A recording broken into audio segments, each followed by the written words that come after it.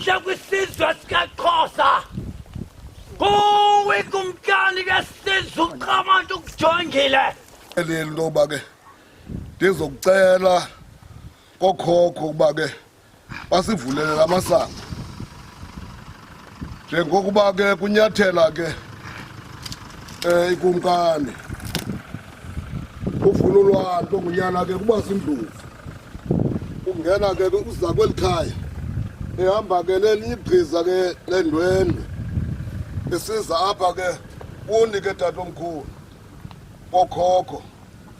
Esithi ke ufuna ke uqalisa ke lehambo yayihanjwa ke ukhokho bomkhulu ke usandivuyo kuluvuyo oba xa siqala oluhambo siluqale sihamba kunye siluqala ke thina siyinkonzo ngoIsaya 6 uverse 1 ngomnyaka wokufa kukamkani uUziya ndayibona inkosi ihlele throneni ende enyukileyo amasondo engubo zayo ezirholayo azalise itempeli sithatha sithi lubizo lukaIsaya olu ibekho into esiyilibalayo okokubana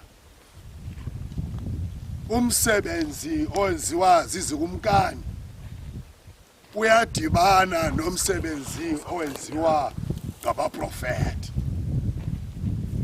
akukho mahluko phakathi kokukhokhela isizwe nokuthandazela isizwe. Ladies and gentlemen, kindly allow me to take liberties in my capacity as the direct descendant of the brave warrior King Sandile. I'm Kolombani. King Sandile took a stand against the brutal colonial encroachment in Southern Africa, which presented an existential threat for the survival of a nation and in defense of the land. Today we stand here on the shores of the legendary Matola Mountains, the heartland of the 100 Years' Wars, which were led by AmaXhosa from 1779 until 1879. It was one of these great mountains, our forebears took a stand in the cold face of the brutal colonial encroachment in Africa. They defeated the British Army in 3 consecutive wars of 1835, 1846, and the last one, 1850, which lasted until 1853. The 100 years remained the longest and unprecedented conflict in Africa. The royal leaders such as Prince Kungwa, Prince Ndlambe, King Yinsa, Prince Makoma, Prince Charlie, Prince Xhoxho, Prince Anta, Prince Maphasa, Prince Ngapai, and King Sandile were an unshakable epitome of unity, adaptability, innovative military strategies, and patriotism. Simi phansi kwezintaba namhlanje sikhumbula ukumkani Sandile owadlala indima enkulu ehamba phezu kwamachaphaza egazi elwelwa ukukhusela esizwe esintsuni. UMgolombane wazalelwa apha eMkhubiso ngo-1820. Walwa imfazwe yakhe yokuqala namaNgesi ngo-1846 esemtsha kakhulu. The kingdom of AmaRharhabe is commemorating King Sandile with the view to unearth and celebrate the rich forgotten history of South Africa. The vision of the kingdom and Amakgakgabe is to open space for the exploration of our rich history in order to revive African consciousness. Lo mhlaba ngumhlaba kosuku wonke lo. Ukwelempi pha. Ucabela bekuphendula ecelo lapha. Kulapho ka amajoni ayixhaka khona. Ekwi-view noba umuntu athi thukwethu necala lamabhulu. Ekwi-view kapha phezu kwendlu ecelo. Apha kukwagaqa. Abelungu babesela amanzi apha. Kodwa ke inhlodo abesenziwa khona kwakugaleliswa iswekire pha ngasenhla ngalamabhulu. Ukuzibula kwakhwathela lapha. Ukuzibula indawo kwaxamba pha phezulu. Ayigalelwa pha ke leswekire izathi fike sentyimelikile apha kule ndawo. Lamabhulu efika asela pha engenandlela kusela ufuneka aqala gaqe apha. Asela amanzi ngomlomo. Phayana kuba ikhona endlela iqabela pha. Likhona izibuko eliphayana ekuthiwa kwelesivivana. Kulapho kokose usandle behlamba khona. Endiqinisekileyo noma bakhethe leya indawo. Kwangekho umuntu ohamba pha ngaphandle kwabantu bangamahamba ndle nabolusi. Ngokuqinisa nje abahlamba phaya nje babe khona abantu ababagadileyo. Kulo mhlaba osekhona sikapha. Sepha kwelempi Dimela tata. Ukumkani wethu umgolombani khange simuwonge sithi nazi izinto esizinika wena ngenxa yokokuba usindise isizwe samaXhosa. Ngoku sinoxanduva lokubuyela kwimbali yethu sizalisekise iminqweno yokhokho bethu okokuba besimele basenzani ukuwonga ukumkani wethu. Lokumkani wethu ke unesizukuzuku sakhe nasi isizukulwana sakhe avululwandle. Simele bake ngoke sityebise lembali kubo khona ukuze ngomso nangomsomnye isizwe sakho kwethu singalambathi ngenxa yokokuba thina singakhange sibe nababhali. Kumkani ndinike lenxaxheba yokokuba ndibulele le ndoda yakwaKlasi ngalento inkulu ngobugorha abenzileyo. Abekho ababhali abaphume impuhlu bethetha ngathi. Bathi ngenxa yokoyika babhale ubulumko bezinja basifanise nezinja khona ukuze ingabhensi inyani yokokuba obulumko bezinja kubulumko bamaXhosa ekulweni nabelungu. Avululwane. Apha ke yile ndawo kuthiwa kwaMbombo le. Eqhwawo. Apho ukhokho wayehlala khona. Engeke suki ukubheka eTsholomunqa. Kulanda ikhona indawo pha eTsholomunqa kuthiwa kwaSandile. Wayesuka apho wayehlala apha yena ekumkani. Umuzi wakhe lo apho wakhona. Nazi inhlanti ezantsi sezigcwele la maqhuba. Phazi sele apha ezantsi sabonakala lezo zigeni. Apho kwakufaka khona ukutya. Isangcosi wafakwa pha umbona ugcinwa pha wathi kwamangcwaba njengomuntu ebekhula nomakhulu ininzi imbali wedla ngonibalisela yona ngibona iyavela kubantu ababalulekileyo abafana noFaku kuyakhokeleka into yobana ingcwaba lakhe lilapha because akho umuntu ukwazi ukukhomba ukuthi liphi ingcwaba lilapha but anawuthi liphi bangekingaka.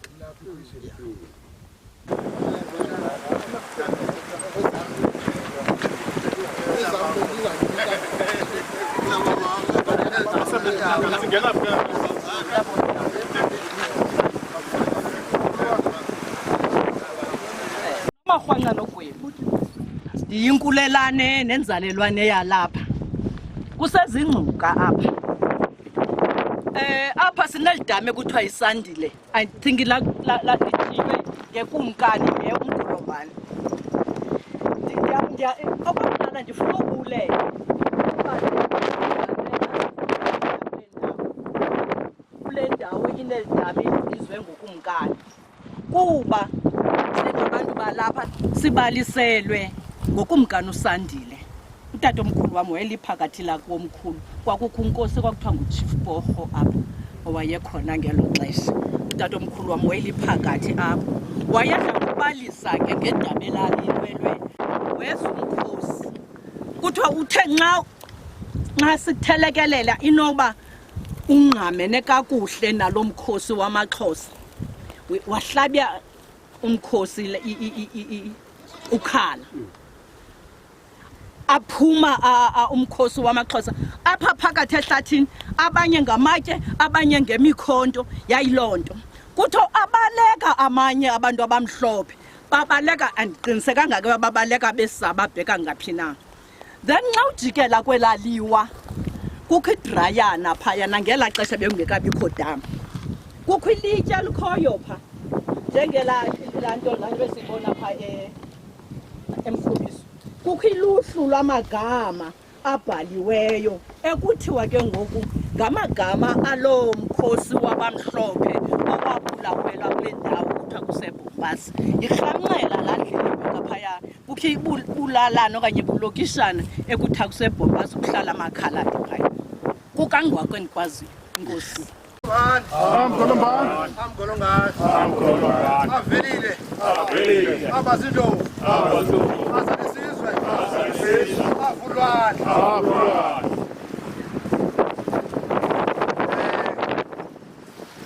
Khokho silapha singabazukulwana esikhona sakho. Sihamba ekhaya avulwane silapha khokho ukukhumbula imisebenzi yakho sisuke emkhubiso sijikeleza sihambe ezinyaweni zakho apho usilwa khona sizomapha sizojonga apho uleli khona sikhumbula imisebenzi yakho sikhokhelwa ngomsuthu othe namchonga ukuba ibe nguye ambalayo nembali ifihlakeleyo ingaziwayo lilizwe siyabulela amanyanga sekhaya ukuthi kweli xesha lethu libe namaphakathe enwavusayo ukwenzeka kwazeke into yokokuba uSandile lo uyidlalile indima ekulweleni eli lizwe igazi lakhe laphalala esilwela eli lizwe akhange kube lula kuwe mntana omhle le ndlela oleli ngayo uleli kabuhlungu umzimba wakho umanxeba-nxeba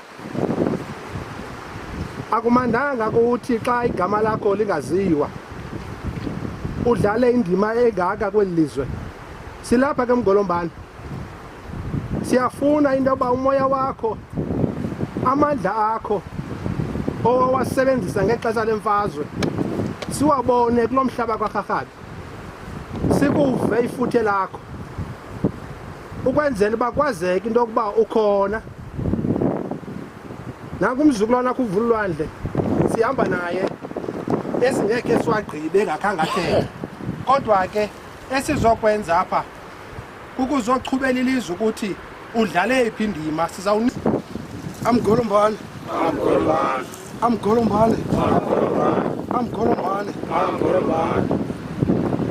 ukhumzi khokho luthethayo unyana kavelile uvelile ozele nguFaku wazalwa nguGonya uGonya ezalwa nguwe khokho sasilapha silusapho lakwaSandile sizokucela kumkani okokuba amathambo akho azange akhathazeki xa usiva ugulukunqu phezulu kwengcwaba lakho sizokuxelela okokubana uzuyazi okokuba ubuRharhabe buphethe umcimbi wakho kumkani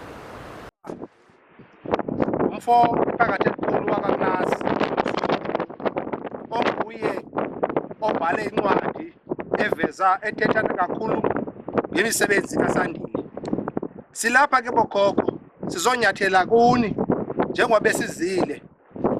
Sicela into yokokuba nihambe kunye nathi kule njengoba usemkhulu esiyaziyo ukuthi nakuni uvuyo kanti into esiyenza yena ninqwenela ukuyenza ngexesha lenu.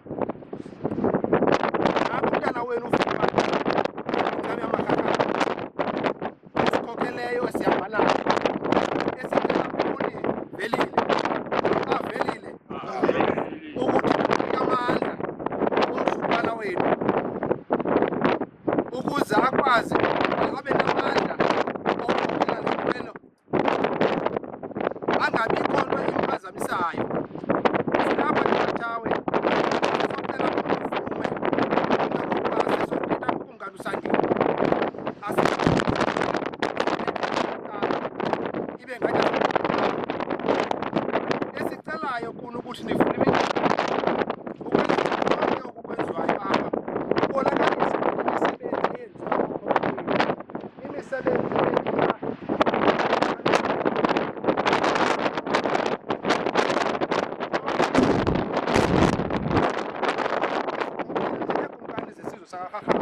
ukuze umsebenzi siwenzayo ube lula.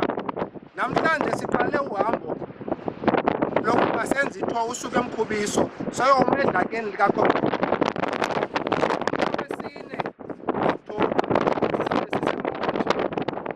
apho kuzawuba khona ama-lecture kaKumkani uSandile. Nalapho sicela ukuthi nivule iminyaka ngomhla we-21 kaMatshi. Nakhona sisabe senza isikhumbuzo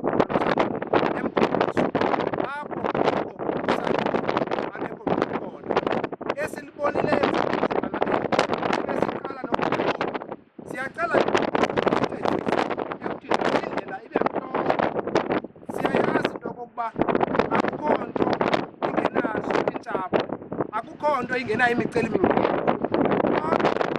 Siyacela amandla noba umoya uza ngaphambili nisinika amandla ukuthi ikwazeke le nto kwenzeka umomelele. Le nto siyenzayo siyenze siyiphumelelise ingapheleli ngalamhla kaMatshi kodwa iqhubekeke. uSandile asaziyo into siyacamagusha ke Mathawe camaga.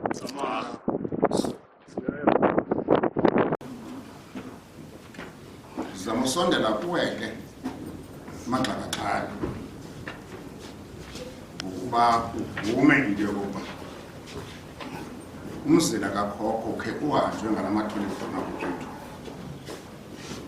ukwenzelwa izinto zelikhaya zilunge nezakho zilunge kulunge nengqondo zethu thina abantwana belikhaya.